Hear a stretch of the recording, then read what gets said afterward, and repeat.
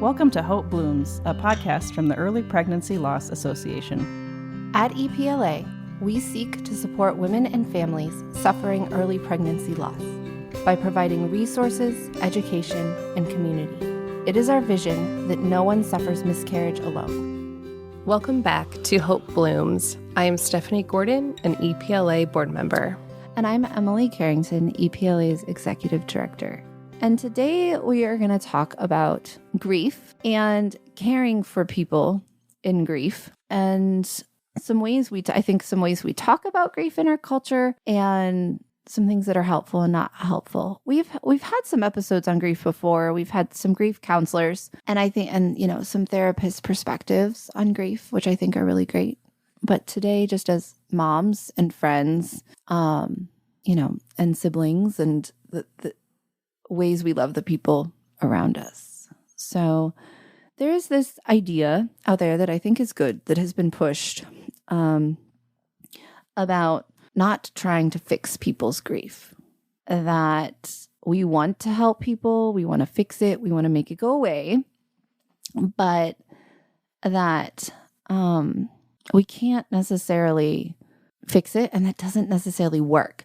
And I'm going to put some resources in the description that I think are really good, that I'm drawing some of these ideas from. If you want to know more specifically about from the grief perspective and dealing with grief. Steph, I want to talk today about this idea of not fixing grief, and why that is particularly applicable to miscarriage grief. So you can't fix miscarriage grief. Why not? Oh, well, I feel like almost every time miscarriage comes on as a surprise. Mm-hmm. It's never a known thing in the beginning. So we've talked about the joy of finding out that you're pregnant. So you have all of this joy. Mm-hmm. And then when you learn that you've had a miscarriage, obviously the grief sets in. I guess for me, grief is something very personal. Mm-hmm.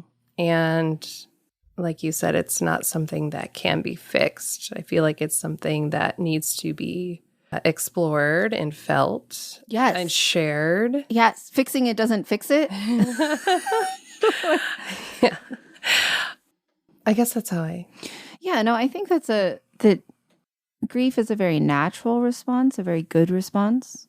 I think there'd be something, it's hard. It's a hard feeling, but it helps us be human. I mean, there would be something weird, right? Mm. I'm not saying, again, reiterating that there's not any one way for grief to look. And that there can't be some cold, distant expressions of grief. I like to keep my emotions private and to myself. So it can look like I'm not grieving, but I really am. Mm. So I don't think we can judge people's grief in that way. But I think grief, it's an expression of love. Mm. It's an expression of care. It's an expression of our humanity.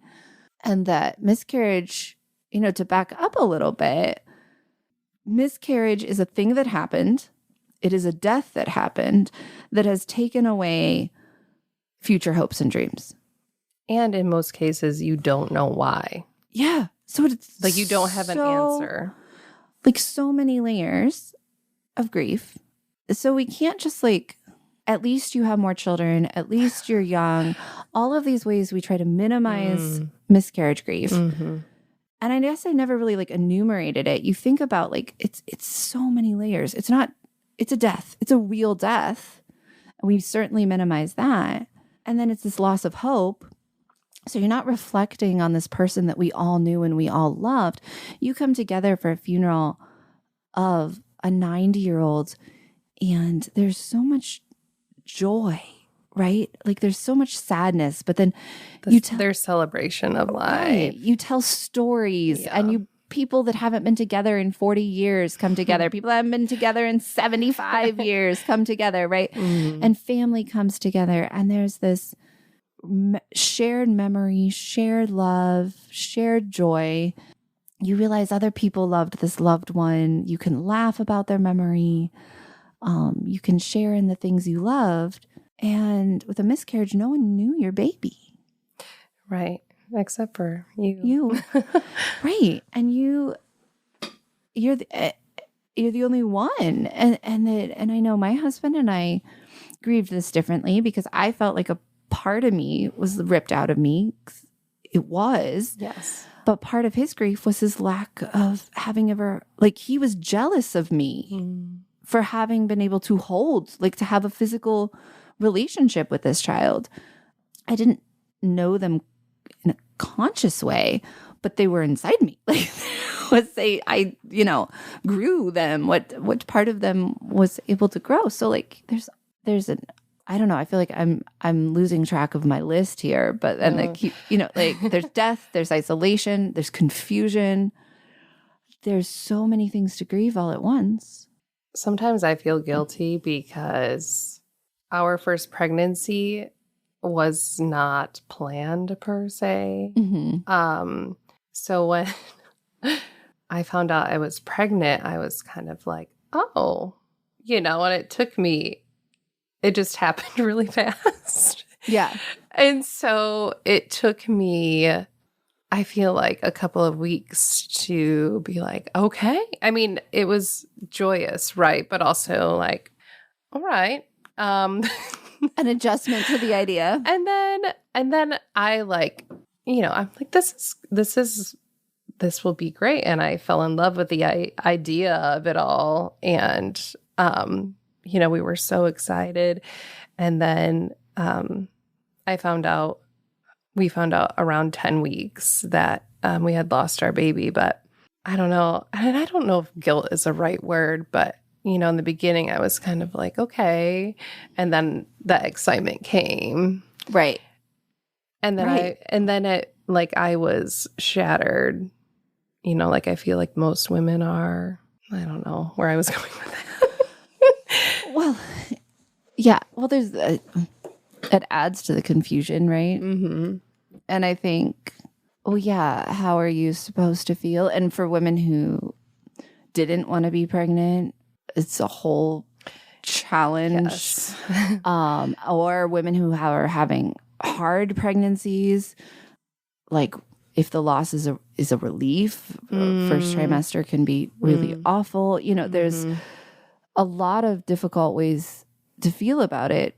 But I think I've said this before, I think we're good about this in other forms of death. Even if the things are true, you don't say them you never say to a young widow, at least you're young. Yeah. And in some ways, at least there's more time. In some ways, maybe she will get remarried and have a lovely life and a second family, and God will redeem it in all of his graciousness. But that's weird to say it at the funeral. Really weird, right? Or before the funeral. And I feel like we do that with miscarriage. Yeah, I think at one point I was told, well, at least it's, just your first one, like essentially meaning like there's more time. Like you're young. Yeah. You'll be fine. Yeah. And there was no compassion with that or even hope at that point for me because it was my first miscarriage. So I didn't know if, there could have been something wrong. I don't know. Right. When sitting with people in grief, we have to just sit with them and not say things that make us feel better, even if they're true. Mm-hmm. My first miscarriage, I was 27, plenty of life ahead of me. My husband I had been married for a while, but also you don't know. Yes, at least you're young. This is a different story than like we got married at 40 and it was our one shot.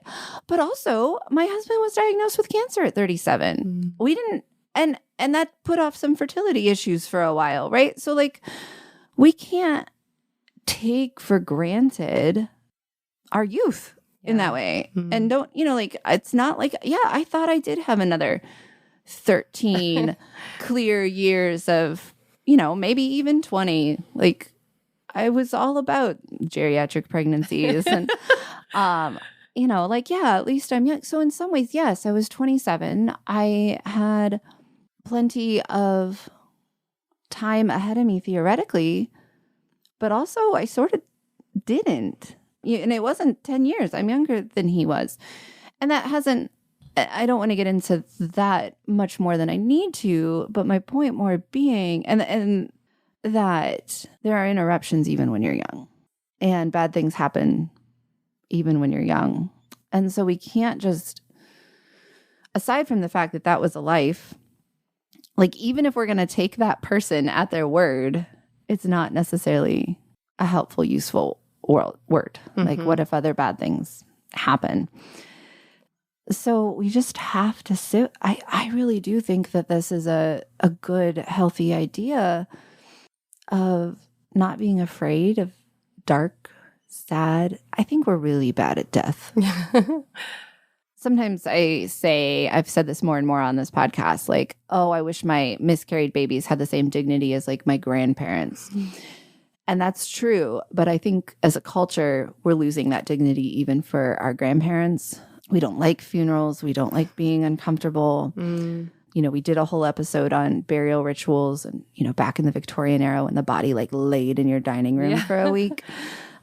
I'm not sure I'm advocating for that, but I think we have to have a respect for the body that recognizes its demise and the importance of that. And we can't just keep pushing that off as a culture. And I think those things are sort of related. Like, we don't like grief. We don't like death, which is fine. We weren't made to like those things, right? Yes. So how do we sit with them in confidence and sit with someone who's sad? I remember, well, I love food. Food is good. Like, food to me is a symbol of love, especially when you're bringing it to somebody. Like, that is just, you know, to me, one of the greatest gifts in times of, you know, need and grief. So I always appreciated that. And then they would just come, they would sit and they would just listen. Sometimes they didn't want to talk and they were respectful of that. I also had received, I mentioned this before on the podcast, a beautiful letter from my aunt who had experienced a few miscarriages. Yeah. So kind of sharing in that grief together. Sometimes that's helpful in moments like that. Yeah, I think those bringing food, being together. I remember my sister and her husband came and just like hung out with me for a couple of days while my husband was at work. And like we ate junk food and played games and like watched the fair parade. And it wasn't all necessarily like, but it was just like not being alone. And then also those other like, you know, what do you need? If you're at the grocery store and you know someone's walking through a loss, like, hey, can I grab you some toothpaste? Or, you know, what is it that you need while I'm out? You know, and some of it talking to other people who've been through losses and figuring out what those physical and emotional needs are, you know, and like our care kits, like those are built around the idea that she shouldn't have to go to the grocery store and buy her own pads. I think for me also, I feel like 6 months after I reached a point where like I had realized that I was still grieving pretty heavily. So I talked to Matt and I said, I think I need to go talk to somebody. And so also recognizing that it's okay if you need to go talk to a counselor who will listen and support you. So for me personally, that was a tremendous help. Yes, absolutely. And I think that's important to realize that that's a grief. I don't know. For some reason, I think it's like sort of under acknowledged that like therapy could help this. It's a traumatic event. And I think we're getting better at that and realizing, and your husband is experiencing this grief differently. We've talked about this a lot. Like, it's just so messy. So I think it's meeting people where they are can be a really beautiful acknowledgement of the good things of life, of the importance of children, of family, of all those things. it's not always easy. You know, one thing that was kind of counterintuitive, actually, and this wasn't true for everyone. I got really jealous. Me too. And like every pregnant I'm so glad lady, you brought this up. I have a story. every pregnant lady, I was actually better with babies than I was with pregnant people. I don't like seeing pregnant people. Yeah. I was mad at them in the grocery store. But what was kind of strange is this jealousy was kind of wrapped, because jealousy is so I didn't like pregnant people. But babies, if you I then felt this like great judgment from God that I was like not worthy of a baby. It was hormones, jealousy, right? There was a lot going on here in my brain. So then some people would be like sensitive about not shoving their babies in my face, which I appreciated. But then in my like jealous, awful heart, it was like, you're keeping your baby from me. Nobody wants me to. I was a mess. But then there were some people who were and it had to sort of be, and in some ways it wasn't fair. There was like no perfect formula to how my jealous, raging heart was like just a wildfire. But I do remember one friend who had the disposition to do this and the kindness and the presence, but she had been present with me in the crap. So it made it, I felt like she saw me. Yeah. And one of her children would have been the age of our oldest. And I remember her at the time, she's like, do you need to hold a baby? And she handed me her baby and I needed to hold that baby. But she asked, she wasn't like, oh, you're the childless woman, I'm going to just assume you want to be a babysitter. She's just showing respect, but she was just and there. love. Like she knew I had actually, was going through another loss, and just said, do you need to hold a baby right now? And I was like, I really do need to hold, like, thank you for That's letting really me hold your baby. Have you noticed too, I've noticed this on social media, if people are announcing pregnancies, especially mothers who might have experienced miscarriage or, long years of infertility, they'll say something at the end like, oh, I see you. Just sending love. Have you seen that? I don't know. I feel like I've seen that more. I have seen this more. And I totally relate to the jealousy. I remember going to my brother and sister-in-law's, their child's dedication. And I don't know, this was, I think, right around my due date. And I just sat there and cried and cried. And I was just a mess. And it was like, I totally understand that jealousy. And it's normal. I feel like a lot of moms experience this. I didn't like to see pregnant people either. Because I just was like, why, God? And I just remember that baby dedication, just like bawling in the pew. I totally get it. I have my other own, yes, like the gender reveal of my nephew, I just like sobbed. Like I was like, no, let's do it. I want to be a part of the family. And then I just like was that lady. And then I'm like, oh, great. No, I didn't mean to make this all about me. I didn't want to make this all about me, but here we are. But going back to your friend, like the people that you love will acknowledge that. And I think they want to respect that because. Yeah. And sometimes, and in some ways, what's interesting too, I think, at least from, I don't know how to say this. I don't want to get into like a family therapy session here. But I think everyone has different ways they can serve people in different ways. And I think sometimes with friends, I feel the safety of walking into those dark spaces with them that in really intimate relationships feels vulnerable. So and I don't know, I don't mean to over therapy eyes, or someone can totally evaluate me here as you're listening.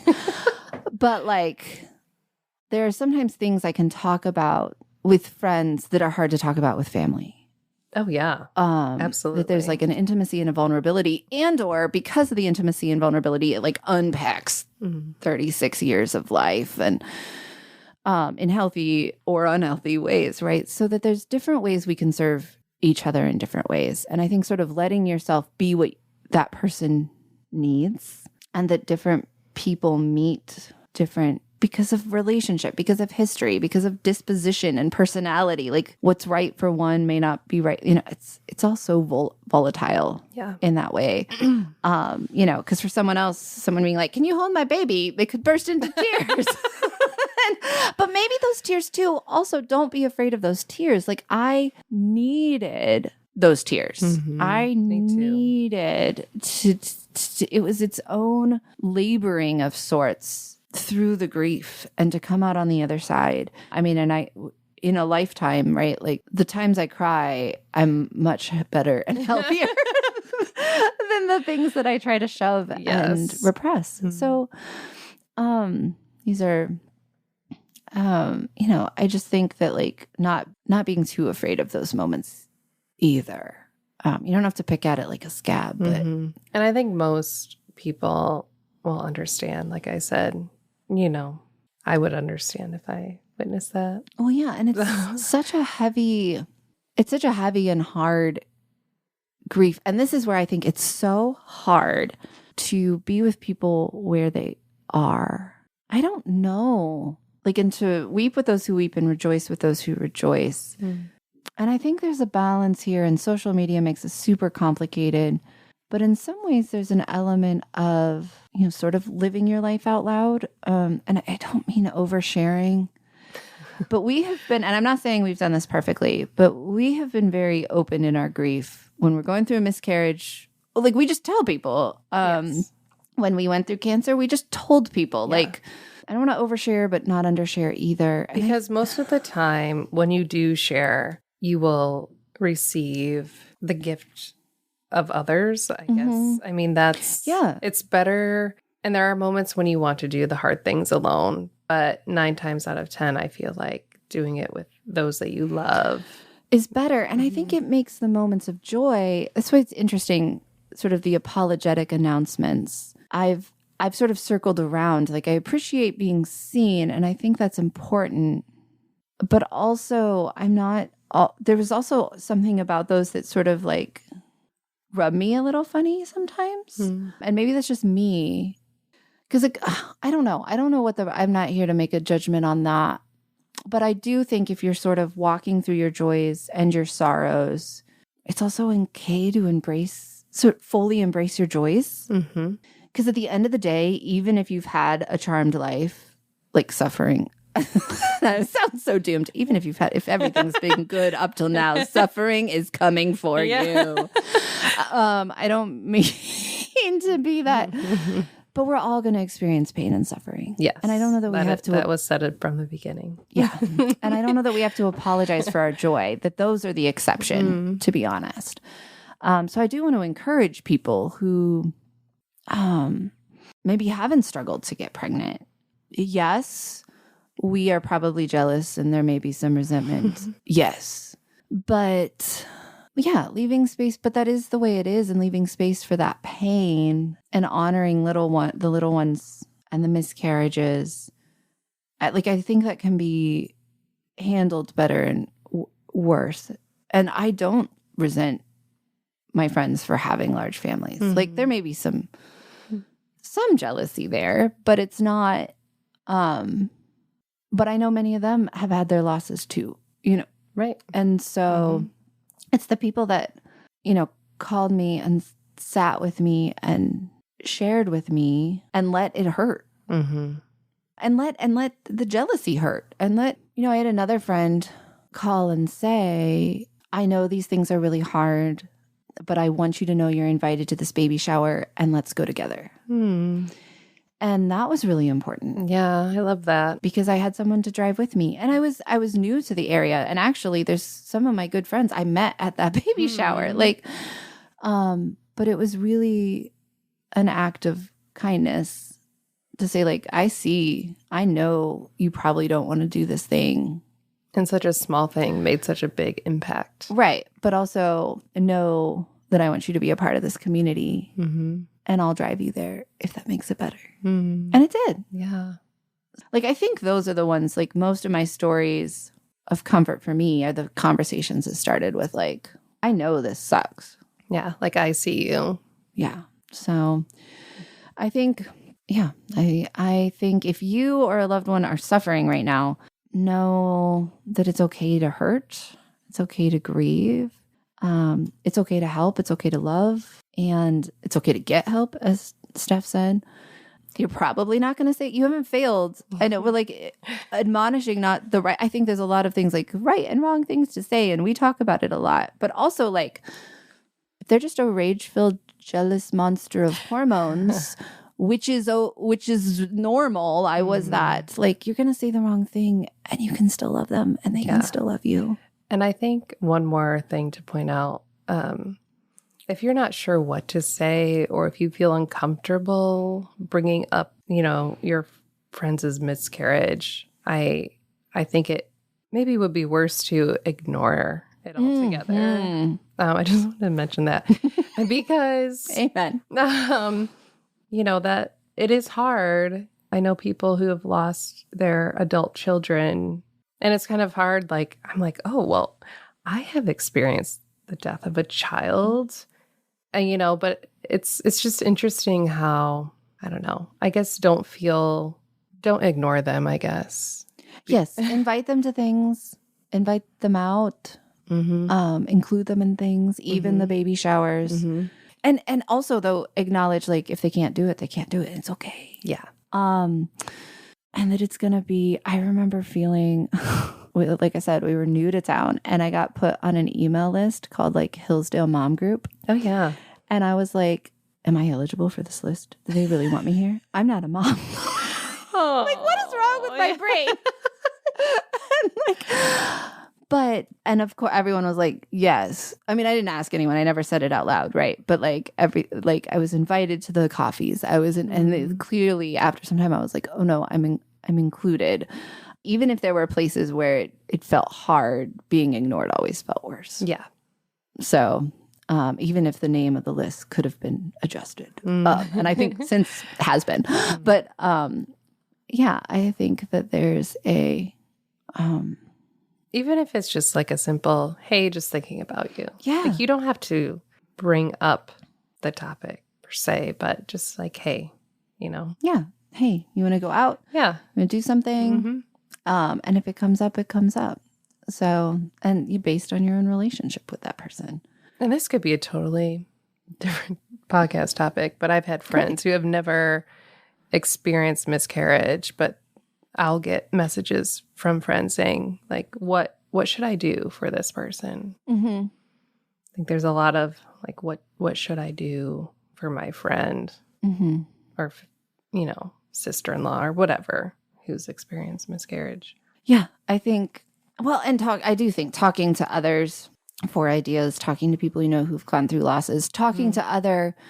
And I don't mean this in a gossip way, but talking to other friends of that friend, how is she doing? And getting a sense, do they want, I'm a verbal processor. So there's a period of like, actually, I need to tell you exactly what happened until I've sort of realized what happened.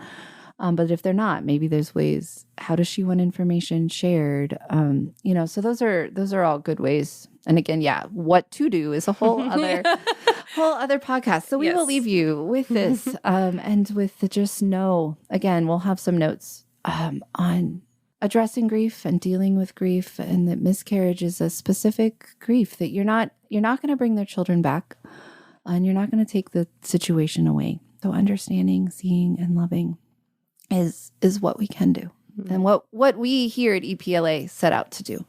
Our vision's that no one suffers miscarriage alone. We know we can't take your miscarriage away, but we want to be here with you. So thank you for listening. This has been another episode of Hope Blooms. Thank you for listening to Hope Blooms, a podcast from the Early Pregnancy Loss Association. To learn more about how we and you can support women suffering early pregnancy loss, visit our website at miscarriagecare.com or find us on Facebook, Instagram, and Twitter. Thank you for listening.